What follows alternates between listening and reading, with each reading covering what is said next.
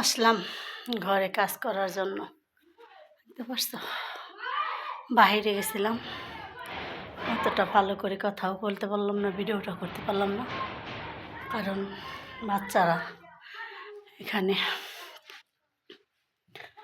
মানুষ কষ্ট করে সন্তানদের জন্য, সে সন্তানরা যদি ভালো হয় তাহলে মা বাবা ভালো থাকে, আর যদি সন্তানরা খারাপ হয় তাহলে মা বাবা খুব খারাপ থাকে। জানি না মানুষ কে কার মতো করে নিজের সন্তানদেরকে ভালোবাসে, কে কার মতো করে সন্তান মানুষ করে তা জানি না। হয়তো যে যে যার যার মতনই ভালোবাসার চেষ্টা করে। কারো দিক থেকে কেউ কখনো সন্তানকে চায় না খারাপ পথে চলাক। তো একটা কথা কি, যারা দেশের মাটিতে থাকে তাদের ভালোবাসার ধরনটা অন্য থাকে, আর যারা প্রবাসের মাটিতে বাবা মা যারা প্রবাসের মাটিতে থাকে তাদের ভালোবাসার ধরনটা অন্য পথ থাকে।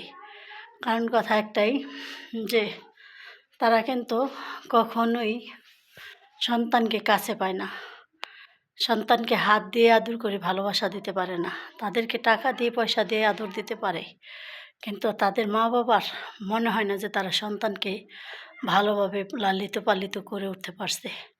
হয়তো তারা মানুষের মতো মানুষ হয়, সব কিছু হয়, তবু মনে হয় মা বাবার কাছে না জানি কি ব্যর্থতা রয়ে গেছে। কারণ যেমন আমি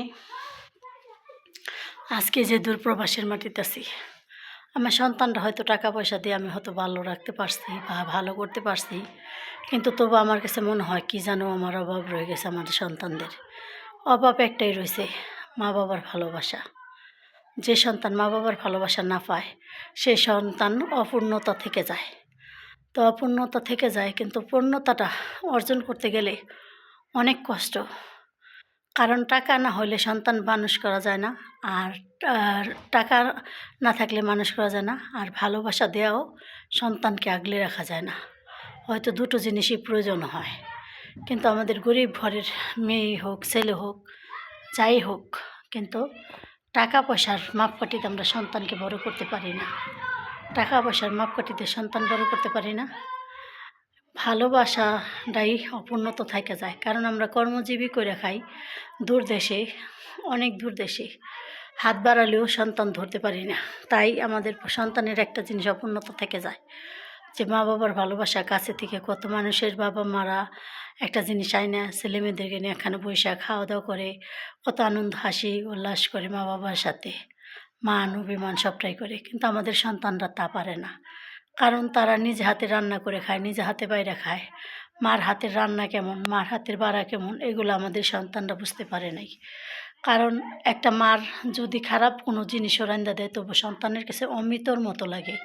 কারণ আমাদের যখন মা ছিল তখন আমাদের রান্না করে দিত, আমাদের কাছে মনে হতো আমার মা আমাদের অমৃত রান্না করে দিছে। তো এখন আমার সন্তানরা তো তা বলতে পারবে না, কারণ আমি তো আমার মায়ের সন্তানদের রান্না করে খাওয়াইতেই পারি না। যে বড় মেয়ে যাও বলতে পারবে মার রান্না কেমন, ছোটো মেয়ে তো তাও বলতে পারবে না, কারণ আমি তো ছোটো মেয়েকে রান্না করে খাওয়াইতেই পারিনি। সে সে কীভাবে বুঝবে যে মার হাতের রান্নাটা কীরকম, কেমন খাবার কেমনই। তা একটা কথা কি, আমাদেরকে অনেকে অনেক কথা বলে, কিন্তু আমাদের কষ্টগুলি কেউ ভাগ করে নেয় না, আমাদের কষ্টগুলি কেউ বুঝতেও চায় না। কেন বুঝতে চান না? আমাদের অভাব আছে সন্তানের ভালোবাসা, সন্তানের ডাক শোনার। সন্তানকে একটা জিনিস রান্না করে খাওয়াইতে পারি না, সন্তানকে ভালো মতো একটা জিনিস পছন্দ করে পড়াইতে পারি না। আমাদের এই কষ্টটা আছে, প্রবাসী মাদের এই কষ্টটা থাকে, কিন্তু প্রবাসী মাদের কিন্তু কখনোই কেউ ভালোভাবে দেখতে চান না। কেন দেখতে চান না? প্রবাসী মারা কি সবাই কি খারাপ হয়? প্রবাসী ভাইরা কি সবাই খারাপ হয়? প্রবাসী বোনরা কি সবাই খারাপ হয়? এক হাতে কখনো তালি বাজে না, বাজে কিন্তু দুটো হাতেই তালি।